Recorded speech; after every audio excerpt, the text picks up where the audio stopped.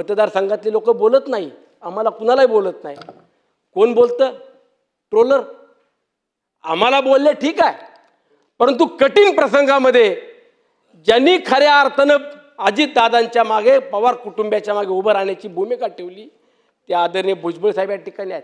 फुलबाई पटेल असतील, तटकरे साहेब असतील, मी सभागृहामध्ये जाणीवपूर्वक नावं घेतो, रेकॉर्डवरती येऊ द्या।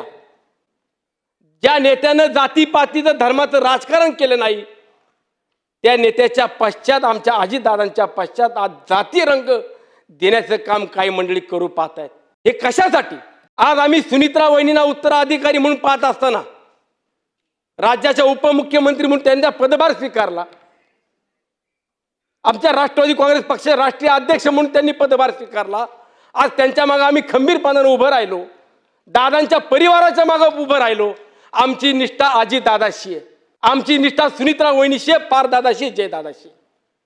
मग ज्या वेळेला अशा कठीण प्रसंगामध्ये अनेक नेत्यांनी, अनेक समाजातल्या प्रमुख व्यक्तींनी जर पवार कुटुंबिय सुनित्रा वहिनीच्या मागे उभं राहत असेल तर दोष काय?